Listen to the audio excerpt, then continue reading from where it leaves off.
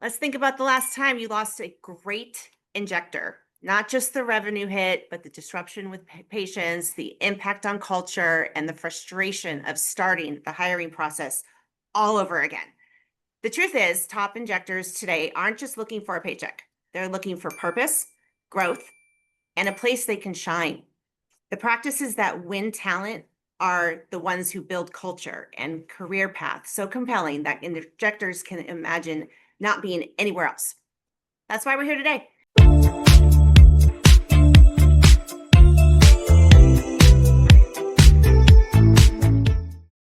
talk about the do's and the don'ts of recruiting in the med spa industry and how to keep talent once you found it.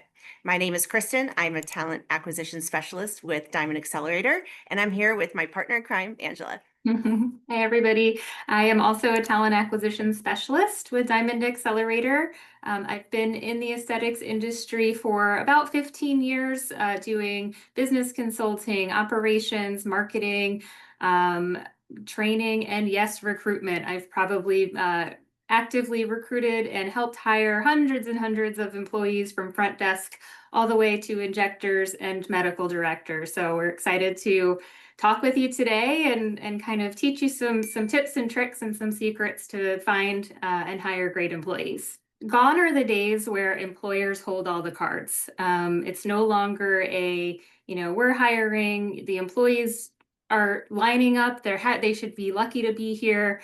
It's really more about what you can do for them these days and building a partnership with them and helping to create kind of dream career partners, not so much of an employer-employee relationship, but you have to really get into and show that you care about their goals, both personal and professional, in a lot of ways. It's no longer, here's the job description and the compensation plan. It's more about here's a career path, here's the growth opportunity, here's your future potential and where we see kind of your career runway taking off, and working with them to build and achieve those dreams and those goals. And that will only help your business as well, because when employees feel that you care about them on that level and helping them reach their goals and achieve their dreams, they will care in spades about your business as well and helping you grow. So it's not about what can you do for me? It's about what can we do together? What can we build together and start on this path to helping each other grow? And that does include lifestyle goals. I was just going to echo what you said, Angela. It's all about building relationships from the ground up. Everything we do in med spa is about building the relationship, and it's no different than when building a team. But a mistake we see all the time is leaders forgetting that recruiting isn't just the one-sided. You're not just evaluating the injector. They're evaluating you too. And Angela, you've got a great way of putting this together. So tell them how you feel about this. Absolutely. Injectors in particular. And we're here to really kind of talk about all types of employees, but we know the big pain point for most practices is injectors and just aesthetic providers overall. Injectors are choosing practices that match their values. They have options, and you need to show them that potential, help them live bigger, go beyond just aesthetics, go beyond just what's in the day-to-day. If you show them that your values align with them, and of course, yes, of course, you have to pay good injectors, great employees very well, but you also need to build the value beyond compensation and show them what you have to offer so that they want to stay with you long term. They can, keep going around and trying to find somewhere that will pay them better, but can they get that environment? Can they get the support? Can they get the continuing education? All of those things, can they get those great relationships that they have with their coworker? Not always, and there's no guarantee they're going to go get that up the street where they're making a few dollars more per hour. So it's about building and communicating that culture. For sure. They are interviewing you just as much as you're interviewing them. Absolutely. You took the words right out of my mouth. And if you act as though they're lucky that, they're there, if you don't act like you are lucky to have them, you're going to lose them, is basically what I'm trying to say. Employees want to feel like they're part of something bigger. And like Angela said, they want to feel supported, valued, and they want to say they're proud to work for you and be on social media explaining why everybody else should come to this med spa that they're at, and they have put their feet into the ground. So Want to be proud of it, right? Proud yeah, to say where they work and to be a part of that. yeah, Um, and when you are interviewing, know that your candidates are paying attention to everything, how they're greeted when they walk in the door, what the practice feels like. Does it feel welcoming? Is the interviewer prepared? Is the interviewer distracted and therefore feeling like maybe they're not worth their time? Or is that how they're going to be treated when they are an employee? If this meeting isn't important enough to prepare for and make the time for, what's it going to be like when the bigger picture kicks in the day to day and you're much busier? Um, just so think about, just like you think about your patient journey and how your patients experience every contact and every element within your practice and otherwise, all of those touch points, do the same for those candidates, for anybody that you are interviewing that's going through this hiring process. Think about how they're experiencing that process and make sure that that candidate journey is high quality and top notch because they are comparing. yeah. And it doesn't just end at the interview. You have to show them the path, and you've got to commit to that consistency just as much as they do. They need to know that there's growth and there's mentorship, like Angela was saying, and there's got to be a story and a vision. So when owners or CEOs get involved and say what their vision is, people buy into that, and it's kind of almost contagious with that enthusiasm and that excitement. But mainly it's that authenticity. It's that genuine, we want to do well and we want to do well together. And they will feel that. And if they don't feel like they're part of that, they will go find a place that's probably your competitor right down the street. And that's exactly what we are trying to avoid. Mhm. Yeah, and top injectors don't just want to take your word for it, they want to see it, they want to feel it. So showing them what a day in the life in your practice is like, creating materials that will speak to them and really kind of show examples that will speak for you. So creating some assets, so to speak, and knowing how you're presenting yourself to the world is super important. So create testimonials from your existing employees and share your employee stories. Take pull quotes from employees about some of the great things they love about working in your practice. Show video clips. Create a one-sheeter that exemplifies your culture and the vision that you're trying to employ that you want them to be a part of. So you're no longer just marketing a job, you are marketing a vision and a culture to these people that you are welcoming them into. And clarify that culture. What are your company values? What are those core values that can speak to them and relate to them and make them feel like they're very well aligned with that vision? Who thrives in your practice and who doesn't? When you do that, what are those characteristics of the people who have been very successful working within your practice? Are they go-getters? Are they teachers? Are they all hands on deck type of people? And the ones that don't thrive or don't subscribe to those characteristics will ultimately weed themselves out because positivity breeds positivity. Hard work breeds hard work, and the ones that are not kind of towing the line where everybody else is will sort of weed themselves out and stick out like a sore thumb as well. So show what your culture is, even create materials that you can share that kind of highlight those things in a very clear and concise way. Give them a one-sheeter, digital through email, a hard copy, whatever it is, and be visible when it comes to your culture and your staff. Social media is such a great thing. We know it's the end all be all for marketing in a lot of ways. And the beauty of it is that, we usually think of it from a consumer standpoint, in that consumers, especially in the med spa industry, love feeling like they are kind of seeing behind the scenes a little bit. They get to know the team and what the practice looks like before they even step foot in your doors. Now apply that to potential employees as well. Use your social media, maybe a little more overtly, not as obvious as if you're marketing your services or trying to book appointments or promoting an event, but just know that potential employees are doing their research. They are doing their homework just like a consumer that's looking for a med spa service. They are reading your reviews. They want to see and get to know the rest of the team and how much fun it is to work there and how you're doing, some advanced trainings and so on, and show them that. So keep that in mind as well. Not to say that that should take the place or um, modify how you're marketing your services, but if you kind of keep that in the back of your mind as well, you are consistently reinforcing those values through an important medium of social media. Absolutely. And you have to remember too that these amazing contributors to your revenue are joining an also amazing team around them. And we have to make sure that everybody is complementing each other as best as we can. Your need for the business is to grow, and we know that, and is to make money, be profitable, move that dial to that break even and beyond. But you have to remember that that connection is also with the people and their personalities. And being able to measure emotional intelligence during an interview is not easy, but there's ways to do it. And I love showing that you can ask the simplest of questions. Angela and I both know this, and we can get such a big insight into the person just based on the tone of what they're saying, the words that they're trying to use, and all the way from how they're presenting themselves too.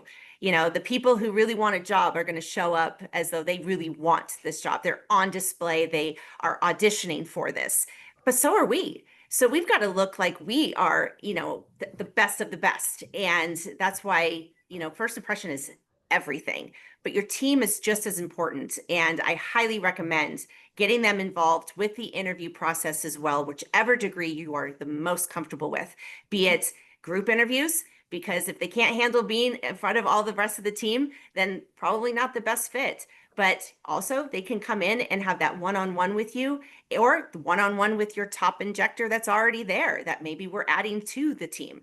So there's so many ways to get your team to feel like they are valued enough to be part of the decision process of who that next talent is coming into that door. Because again, longevity is everything in med spa. And just like Angela said, reputation, they are looking, they're checking your reviews all the time. They are sometimes making assumptions based on your website too. And they bring those to the interview. And they have sometimes a stigma that is not correct. And we have to make sure that we can kind of almost like the sales process, right, Angela? We have to almost sell them the dream and sell them, why this job stands out from somebody else, why this job is better than the corporate one, down the street that may have all the benefits in the world, but you're going to be running that wheel all day long and never having a break. If you want that, great, but you may not be growing because you're just simply an employee number. So it's really keeping in mind all of these different moving parts so you can make sure you're making the best decision when it comes to the talent on your team. And by creating these assets and, a video that shows and demonstrates your culture and your core values, and sharing comments and testimonials from the team, and all of these things that we mentioned will help set you apart from those other competitors. And again, I'll compare it to selling your services. We don't want to compare on price, right? When somebody's a price shopper and they're just asking, hey, how much is your Botox? How much is this? And that's the only thing they're factoring in. And you're just telling them that price, you're doing yourselves and them a disservice, because you are more than that. You are more than just the price that they are paying. You are an experience. You are expert providers. You are tremendous results. And so again, why not apply that to your employment process as well? You are, yes, compensation is important. I don't want to take away from that by any means, and be competitive with it and be realistic. But you are not just the compensation. If you can prove and show that you go beyond that, and again, that you are creating a more experience, better experience as an employee, you are building value for that employee that is more valuable than compensation in some ways, but they do go hand in hand. So keep that in mind always, and don't just bring it down to that compensation. If you can show that you can give them more than that, that speaks volumes. Absolutely. And if a candidate goes into the interview with the first question being, how much am I getting paid? You know that they're motivated by money, which is not a bad thing, but they may not care about the rest of it. That's going to keep the team from, not being demotivated as well. So compensation is important. And absolutely, got the education, they've gotten the credentials, they've put their work in, they've invested their time and money. But at the same time, it shouldn't be forefront because it just takes the purpose away, and it shows that that's all that matters. And we can't seem like that too as business owners and, practice managers. We can't look like we're just in it for the money. So I know we have some questions now, and I'm excited to answer some amazing questions. The first one being one of my favorite. Angela, take it away. What is my favorite question? Why does it take so long to hire an injector? Yeah. Numerous So reasons, I there's guess. so many different reasons, but we've really got to take it internal. What are we trying to achieve? What does our ideal candidate look like? And I recommend putting that on paper or saying it out loud, recording it, whatever you feel is best for you, and even say it to your team. This is what we want. See what they add in. But if that person, if it takes you 5 minutes to tell who this person is, that's too long. We've got to make it where most people will want to apply to this. And then we sift through the talent to see who is the best pick for this particular role. But it takes a while because it's not just anyone usually who we can just pick out of, a group of people and say, hey, here's a seat filler. We're not doing, we have some integrity, especially Angela and I with what we do. We dig deep to make sure that we try and get it right the first time. And, because we all know that turnover is expensive. So when we are looking for this talent, we are trying to go as fast as we can. There's nobody with a bigger sense of urgency than myself and Angela combined. A real recruiter is going to be 10 steps ahead of you at all times. And if they're not, probably should be doing something else, in my opinion. So just know that we want to partner with you. And if we feel connected to what you want and we think it's realistic, you're going to get it for sure. So if that means revamping your job post, if that means calling you up and asking some questions on where we can bend a little bit, where can we have some flexibility? This is what we're seeing that is being asked about your position that you're offering. If you can be flexible, most likely that is going to attract more people. But I always say within 30 days, we should be able to find you a very solid, good candidate. And if we can't, there's something wrong, and we got to look into what the why is. Is it us? Is it the pool of candidates? Or is it the job post? So many different variables, but it's not as easy as it looks because The this isn't market, the just any job. compensation. Yeah. So Yeah. that's Are my you setting soapbox. yourselves apart from that competition? And know that when we say flexibility and kind of resetting expectations on the requirements and candidates, we're not asking you to settle. We don't want you to get somebody that's going to come in and be a disaster. That doesn't help you. It doesn't help us. And certainly not your patients, and it will harm your business. But what we're asking is, just as an example, if you are intent on, and this won't apply to everybody, I want an NP or PA. Great. We know good faith exams are important, where those are required. But if we can find an RN that is highly skilled and experienced or has a CAN certification or whatever it might be, would you consider them if they check every box, but they happen to be an RN? And maybe do you need to adapt your good faith exam process? Is that an option? So those are the kinds of things just to, know what your priorities are, know what you're willing to give and take on, what the must-haves are versus the nice-to-haves. Just as, a couple of examples there. Not that we don't want you to have that person that checks every box perfectly, 100%, that unicorn, everybody wants it. But sometimes, if you have somebody, you want 5 years of experience, and we have somebody in front of us that has 3 or 4 years, and they're very passionate, and they're doing everything they can to take advanced courses and cadaver training and all of these things to get to that level, and they're right there, but maybe they need a little bit of mentoring, or just another training, or they don't have experience in biostimulants. What are those priorities for you, and what are you willing to accept and work with them on to help them grow? And a lot of times those types of things help build loyalty with those employees, because they're very grateful that you either took a chance on them and helped them get to that level that they want to get to. Absolutely. And there's a question about what about new med spa owners? Well, Personally, I think one of the biggest mistakes we see is in a hiring process is the wrong qualifications. We're focusing on too many qualifications that really don't have anything to do with skill or, integrity, if you will. Every practice, of course, is looking for that perfect candidate, like we've talked about, checks those boxes, like Angela said. But being too picky, your pool of qualified candidates will go down.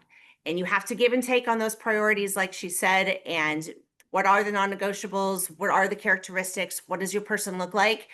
But we've got to stop doing the one thing that comes up all the time.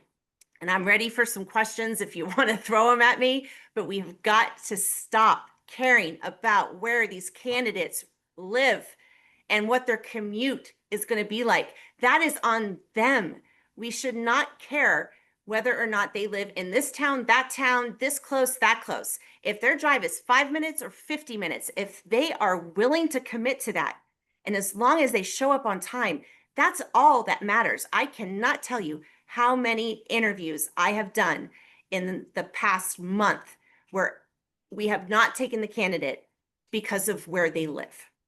And they have all the other boxes, but because where they chose to live, it just kind of made people say no.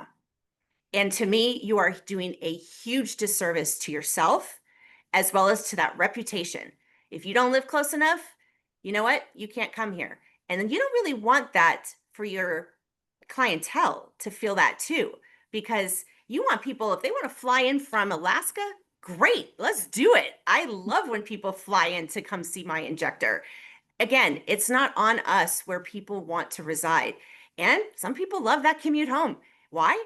Because it gets them to decompress. They can rage out to that music. They can be that person who can get it all out and then go home and be that important other job, whether it be a parent, a wife, a partner, whatever it is. But they can take that one hat off and put the other one on. And I can speak from experience. I absolutely loved having a commute. And certain areas, you have a commute no matter what. Those big metropolitan areas, Angela knows as well, you're going to have a commute. We would love to have a 10-minute drive, but certain places, that's not possible. So ease up on that, you guys, please. That would be like the biggest, like I would love that if you just eased up on that, because so many people would have their positions filled so much faster. And I know Angela's going to nod her head at this too, because this is a huge, huge detractor of not the candidate, but the client or the owner wanting somebody who ideally lives close. You're going to come at me about weather. I completely understand. But again, it's on the employee to get to work on time. And if they can't get to work on time, again, that's a conversation. But there's people who live 10 minutes away who can't get to work on time either. And we'll say it's the weather and all of that. So I would love to have a conversation with anybody who wants to take this offline, because I think it is just so inappropriate to base talent on a zip code. And I think we are doing ourselves a disservice big time. Mm-hmm. I think a good point overall too, and that ties into it, is don't let the perfect be the enemy of the good, or even the great in some cases. You might, if you entertain something that, maybe again doesn't check all the boxes, but you have a conversation, you might find something that's really great and really workable. So don't exclude it. Keep an open mind. I would also say don't let your past employee experiences taint your future potential employees. Now, we're all human. We formulate our opinions on our past experiences. So if we had an employee who lived an hour away and could never get to work on time and was always calling out for this, that, or the other because of the commute at the core, doesn't necessarily mean that next employee is going to be the same. All you can do is probe the issue, ask the questions. Now you have that bad experience from that past employee, but try to avoid applying that to the candidate that's in front of you and dig deeper. And, if you do get that feeling that maybe it might be an issue, then that will frame your decision moving forward, but doesn't automatically mean that they should be disqualified, just to expand on your example there. But there are a number of other reasons that I had a manager who did X, Y, and Z, so I want to make sure, this one doesn't do that, or, great to frame your interview process and ask the questions and something to dig deeper in to ensure that it will not be an issue and show how important it is to you, that they not have those same issues, but again, does not necessarily disqualify them just because it's similar circumstances. They are very different people. Absolutely. Well said. I mean, you have no idea how many people are just out there and amazing. And we put these rose-colored glasses on and we will find anything that's wrong because we're looking for perfection. And it doesn't exist. We all know that. This is med spa. We try and gain perfection all the time, but we know it's whatever's perfect for you. What's my version of perfection is going to be different than what your version of perfection is. Same goes with your employees. And you have every right to be transparent in your interviews. Please, the more real you are, the better connection you're going to make. Ask the tough questions, but ask the appropriate and legal questions as well. We can't ask if people have a car. We can't ask if people are married. We can't ask if they have children that is going to cause them to be late to work. We can't ask that stuff. But we can ask, hey, you know what? I love that area that you live in, but man, that traffic is, are you going to be okay with that? That's fine. Talk about it. If they commit to it verbally, then you hold them to it. And if they don't show up, then you can go back to saying, hey, you know what? Part of this conversation we had when we first started this, journey together was about, where you live in this beautiful neighborhood, but we mentioned the traffic and you said it was going to be fine, so be transparent and just give them options and don't limit yours as well. So please, I beg of you, just move on from that. Yes. Yeah, and there are a lot of things outside of your control, outside of our control, your control as business owners when recruiting and hiring. But if you do set yourself up with these tools that we've discussed, create those videos, show them your culture, show them what it's like. Don't just tell them what it's like to work there and to be a part of your team and your vision and help them reach their goals and their vision as well. Then you're going to have a higher rate of success. And if you need support in building that vision and creating those tools, contact us. We will walk you through it. We've got you. Not to worry. We'll make it simple for you. And injectors, they have a lot of choices out there. There's a lot of med spas. We all know the competition is real in certain areas. Sometimes we can just go down the block and there's another one. Give them a reason to make yours different. It's one of the biggest questions I ask. Why your med spa? Why do you want me to find this person? What sets you apart, basically? Just like the candidate. I have 15,000 amazing candidates. And what makes you different? Why should I go tell them about you? So again, quality is everything, but they have a choice just as much as you do. And I've seen the frowns happen when somebody withdraws their application or they say no because of something that happened in the journey of finding out about this role. And that's where we have to learn from what is being said, and we learn and we grow and we get better each time. And people like Angela and I are here to make sure that the tough questions get asked. And we are an advocate for you finding the right people the first time for your team. Great. And we'd be happy to share with you our 10-question recruitment asset questionnaire to sort of help you get started in thinking about some of these things, and so that we can support you in that process of developing those tools that will help you find great candidates. Yeah. And we have a quick question from Radfaced Aesthetics. How likely a skilled injector would join a newly opened med spa? Well, as a previous practice manager, esthetician, and all the good stuff, I actually had to pair up with this exact scenario. I had to find my injector who was skilled and had a clientele so we could open the doors and make money as fast as possible.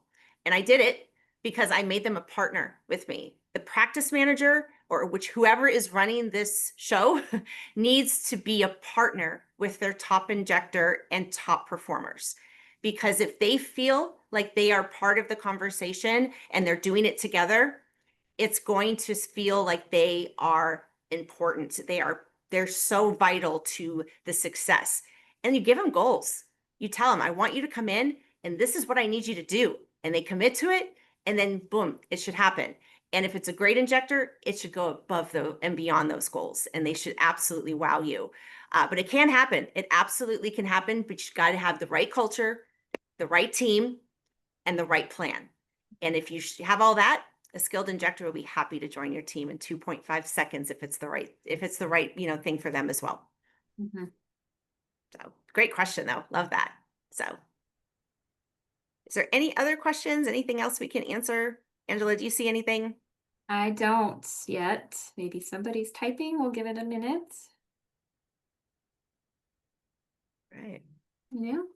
Well, this has been amazing. And I'm so glad that Angela and I got to be a part of talking about a little bit of the secrets out there, but sometimes we think about and we don't always ask. We're here to answer some of those do's and don'ts all the time of the recruitment process, which is ever changing, just like our industry. We get better each and every interview. And we, are looking forward to making more and more connections with you guys, on a personal level, if need be. Reach out to us, email us, call us, whatever you want to do. FaceTime us. We are happy to connect and tell you why we do it different and what sets Angela and I apart from the rest of the people trying to hire for roles in the med spa industry. So and thank you for joining us. Please feel free to share this training with your team, with any other med spa owners that you think might benefit. Yeah. And you can always catch the replay on our YouTube channel. And to get access for more free trainings that will help grow your med spa, visit our link tree in our social bio. Absolutely. And keep the comments coming, guys, because if you want us back, let us know. Yeah. We're happy to come back anytime and talk about what you want us to talk about. More trainings every Wednesday at 2:30 Central Time. So we hope to see you back.